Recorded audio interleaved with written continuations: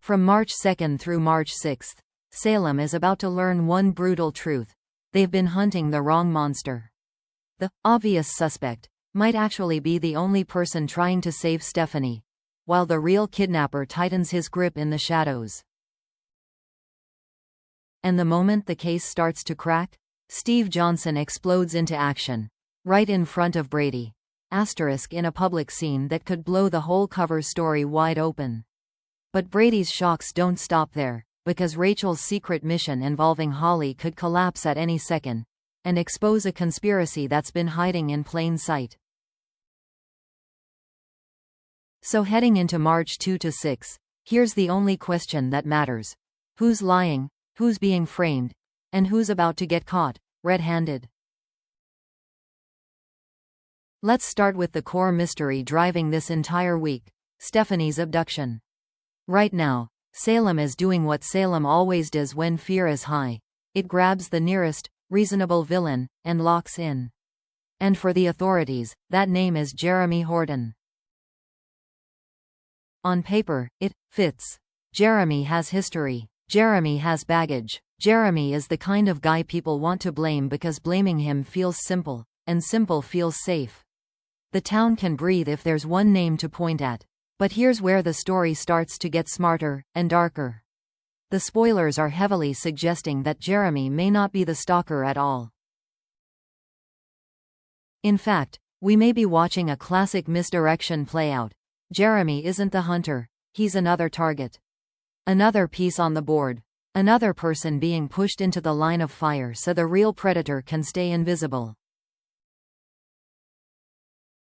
And if Jeremy is actually trying to find Stephanie, trying to rescue her, then Salem's entire investigation is built on a lie. Not necessarily a lie the police intended, but a lie the kidnapper is counting on.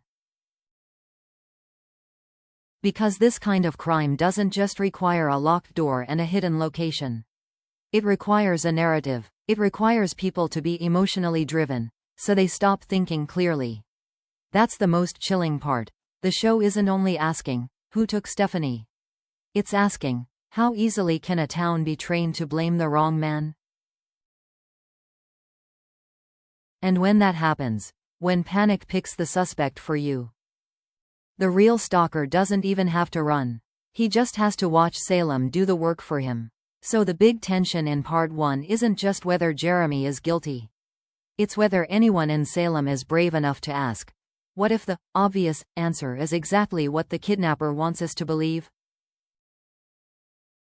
Now enter Alex Kyriakis, and this is where the emotional pressure hits a breaking point. Alex isn't approaching this like a detective. He's approaching it like a man who feels helpless, and doesn't know what to do with that helplessness. And when people feel powerless, they don't always look for the truth. They look for someone to punish. Spoilers suggest Alex follows a trail to a storeroom, the place where Stephanie has been held, or at least where everyone thinks she is. And when Alex gets there, he finds Jeremy at the scene. That detail is everything, because it creates the perfect storm. Alex arrives already boiling over. Jeremy is standing in the wrong place at the worst time. And Stephanie may already be gone, moved, hidden, erased. So the moment becomes less about evidence and more about instinct. Alex doesn't ask questions first. He doesn't slow down to listen. He reacts, and he reacts violently. He decks Jeremy, and from Alex's perspective, it's satisfying. It's protective. It's righteous anger. It's the release of panic. But from a tactical viewpoint, it's catastrophic, because if Jeremy is innocent, or even partially innocent, Alex just helped the real kidnapper in the most dangerous way possible. Alex made the case messier. He gave Salem a visual, dramatic moment that proves Jeremy looks guilty.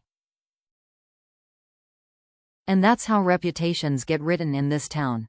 Not by facts, but by scenes people remember. Even if Jeremy swears, "I'm trying to save her," the damage is done because everyone will ask the same question. If he's innocent, why was he there? And here's the truly chilling layer. By the time Alex arrives, Stephanie may already have been moved to a new location, meaning Alex is fighting the wrong man in the wrong room, while the real stalker is already resetting the trap somewhere else. So part 2 becomes a terrifying idea. The kidnapper isn't just staying ahead, he's controlling the timing. He may even be enjoying watching Alex implode, because Alex's rage becomes another distraction. And in a case like this, distractions don't just delay justice. They get victims killed. Now we need to talk about the name that changes the entire tone of this story: Owen Kent. Because once Owen is revealed as the true kidnapper, this isn't a basic abduction plot anymore.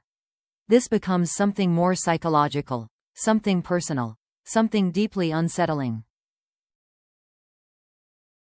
Owen's motive isn't money, it isn't power, it isn't even revenge, it's obsession. We're told Owen kidnapped Stephanie 16 years ago, and during that hostage situation, he fell in love with her.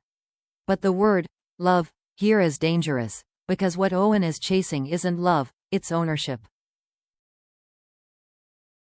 It's the twisted belief that if you isolate someone long enough, if you control every door, every light, every minute, they'll eventually stop resisting and start accepting the story you're telling them. And now, Owen is recreating that nightmare, almost like he's attempting to remake the past into a version where he wins. That's why this is called a recreation. Not because he misses the memory, but because he believes the outcome can be engineered. Think about the psychology. Owen doesn't just want Stephanie to survive. He wants Stephanie to choose him, or at least appear to. Because if she chooses him, then he gets to rewrite reality. He gets to say, "See, I wasn't a monster, I was misunderstood, I was meant for her." And that is what makes him dangerous. He isn't operating like a criminal who expects to be hated. He's operating like the hero in his own movie. The kind of villain who believes he's romantic is the kind of villain who refuses to stop. So the real suspense in part 3 isn't just, will Stephanie escape? It's this. How long can Stephanie stay mentally intact while being forced to play a role in Owen's fantasy? How long can she hide her terror, control her reactions, and pretend enough to survive, without giving Owen what he wants? Because the moment Owen senses she's not falling for his story, his obsession could turn colder, harsher, and far more violent. And that's why this week feels like the start of something scarier. Not just a kidnapping, but a psychological war. Here's the turning point that quietly changes the entire investigation. Rafe Hernandez gets the lab analysis back on the sedative used to take down the officer stationed outside Stephanie's door. And the results aren't just interesting, they're explosive. Because the report suggests this drug was not available through any pharmaceutical companies in the United States. Read that again. Not available through normal U.S. channels. That immediately blows a hole in the simplest theory, the one Salem has been clinging to. Jeremy did it. If the sedative can't be obtained legally in the U.S., then whoever used it either had a connection outside the country, access to a black market pipeline, professional knowledge about compounds and supply chains, or the kind of resources that let them move quietly without leaving the usual footprints. And suddenly, the investigation stops being about who had motive, and becomes about who has the infrastructure. This is why Kat Green's reaction matters so much. Kat asks the exact question viewers should be asking. How would Jeremy even get his hands on something like this? Because if Jeremy is being framed, the frame job isn't lazy, it's sophisticated. It's built to survive surface-level scrutiny. It's built to keep the police locked on the wrong name while the real kidnapper stays clean. And you can almost see the gears turning in Rafe's head. Because Rafe isn't just hearing, Jeremy might be innocent. He's hearing something scarier. We're not dealing with a sloppy stalker. We're dealing with someone who planned this. That makes the sedative clue more than evidence. It's a personality profile. It points to someone meticulous. Someone prepared. Someone who didn't just want Stephanie taken, but wanted the entire town to react in a predictable way. So the big question transforms into something much more chilling. If Jeremy isn't the guy, then who is confident enough to move drugs across borders, knock out a guarded officer, and vanish, without leaving an obvious trail? That's the crack in the lie. And once that crack appears, the whole story starts to collapse. Now we hit the week's most explosive public moment, one that doesn't just advance the plot, but changes the emotional temperature of Salem instantly. Steve Johnson attacks Owen Kent, in public. And Brady sees it happen. Not a private confrontation, not a quiet warning. This is Steve going full force, pouncing, demanding answers, and making it clear he believes he's standing in front of the monster. And that is a big deal, because Steve is not impulsive by nature when it comes to cases like this. Steve is experienced. He's careful. He's been through too many wars in Salem to throw punches on a hunch. So if Steve attacks Owen, it signals something critical. Steve has a reason. A lead, a confirmation, a piece of the puzzle that suddenly points straight at Owen. And here's why Brady's presence makes it even more powerful. Brady isn't a random witness. He's a man already stretched thin by chaos, family drama, and guilt from past disasters he couldn't stop. So to watch Steve lunge at Owen and demand, "Where is Stephanie?" that's not just shocking, it's destabilizing. Because in Brady's mind, this raises immediate questions. Who is Owen to Steve? Why now? How did Steve go from investigator to attacker in seconds? And what does Steve know that the rest of Salem doesn't? Now we get to the tension that makes this scene so binge-worthy. How does Owen respond? Because Owen has options, and every option reveals something. If Owen panics and tries to run, that screams guilt. If Owen stays calm and plays innocent, that suggests practice, control, and a man who knows how to perform. If Owen flips the script and tries to redirect blame back to Jeremy, that's the ultimate confirmation that Owen understands the value of keeping the town focused on the wrong enemy. This is why this moment feels like the start of a bigger storm. If Owen is truly exposed, it stops being a basic kidnapping case. It becomes a psychological scandal, one that forces the entire town to ask how they missed the truth, and how long Owen has been standing right in front of them. And Brady? Brady is going to walk away from that scene with one terrifying realization: the danger isn't out there. It's here, in Salem, in the open. And just when Brady thinks he's witnessing the worst possible horror, Steve attacking a suspected kidnapper in broad daylight, he may be blindsided by a second crisis, one that hits closer to home.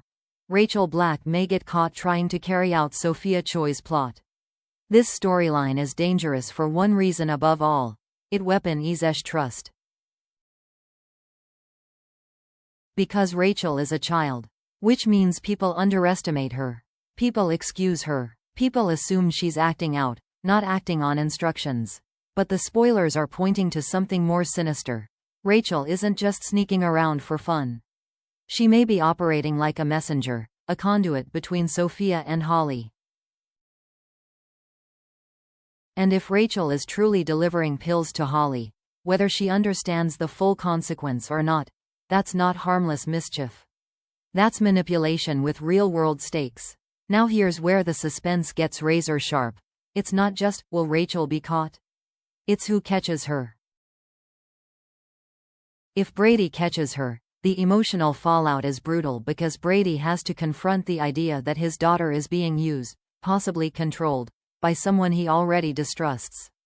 If Tate catches her, the story turns into a loyalty war.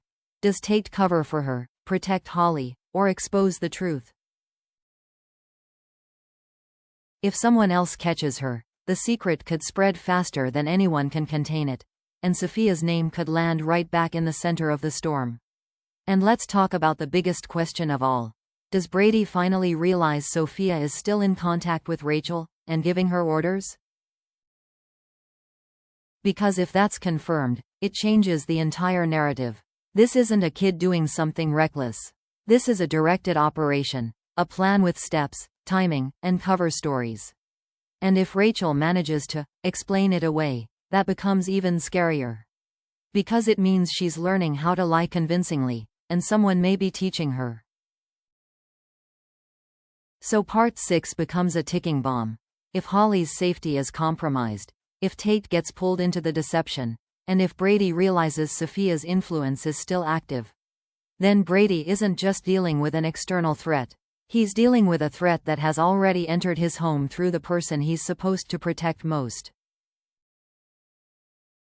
While Salem is spiraling over Stephanie's disappearance, there's another storyline unfolding on a bigger chessboard, and it's the kind of plot that doesn't explode with a scream. It explodes with a phone call, a coded message, or one wrong move in the wrong place. Because Leo Stark and Dmitri von Leuschner's Alemania mission keeps pushing forward, and the deeper they go, the more it starts to feel like they're walking through a hallway lined with traps. And that's where Liam Sellico comes in. Liam isn't just in the mix. He's the kind of character who becomes dangerous simply because he knows too much, and because both sides can imagine using him. Spoilers tease that Klaus Muller will target Liam, and that one detail immediately raises the stakes. Because Klaus doesn't target people for drama. Klaus targets people to silence them, control them, or turn them into leverage. So ask yourself, why Liam? Is it because Liam is close to Leo and Dimitri's mission? Is it because he's seen something he shouldn't have seen? Or is it because Liam is viewed as the weakest link, someone Klaus believes can be pressured, cornered, or broken? Now add the EJ factor, and the whole thing gets even more volatile. The spoilers suggest that if Liam spots EJ Demera back in Salem, he may report back as promised. And that sounds simple, until you realize what it implies. It means Liam may be operating with two different loyalties, or at least two different obligations. One wrong report, one wrong delay, one wrong person overhearing him, and Liam becomes the guy everyone wants to either recruit or eliminate. This is the suspenseful question at the heart of Part 7. Is Liam a pawn, or a double agent who doesn't even realize he's playing both sides? Because if Liam truly intends to report back to EJ, then he's carrying information like a weapon. But information works both ways. It can protect you, if the right person values you. Or it can get you killed, if the wrong person thinks you're a risk. And if Klaus is hunting him, Liam's time could run out fast, not because Liam is weak, but because Liam is useful. And in the Demera orbit, useful is often just another word for expendable. Which puts EJ in an interesting position too. If Liam has intel, EJ might see it as power. But the moment Klaus targets Liam, that intel also becomes a liability. Because now the question isn't just, what does Liam know? It's, who else knows that Liam knows it? So Part 7 sets up a dark possibility. While Salem is distracted by a kidnapping case, a second crisis could ignite. One involving international schemes, secret communications, and a target who may not survive long enough to tell the full truth.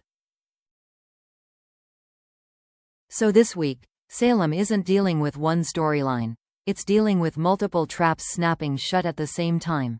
And the scariest part is that these traps aren't random. They feel coordinated. They feel like the result of people making careful plans, and then watching Salem react exactly the way they hoped. Let's lay out what's happening as the pressure rises. First, the town may be framing the wrong man. Jeremy looks like the perfect suspect on the surface, but the deeper the clues go, the more it feels like he's being used as camouflage, smoke to cover the real fire. Second, Rafe's lab results blow a hole in the case.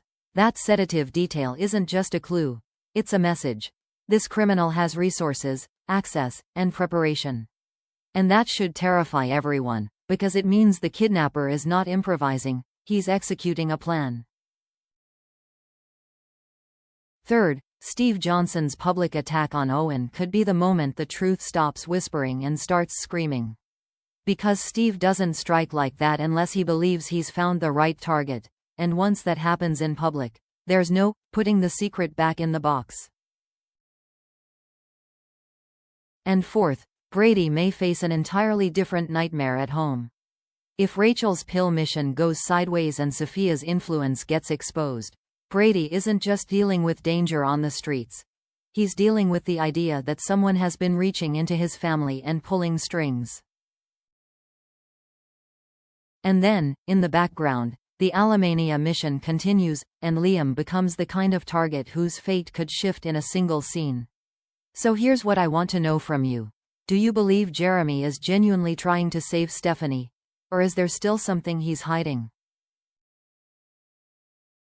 And if Owen really is the kidnapper, what do you think Steve discovered that made him strike so publicly, so boldly, in front of Brady? Drop your best theory in the comments, because if this week proves anything, it's this. In Salem, the truth doesn't arrive politely. It doesn't knock, it kicks the door down.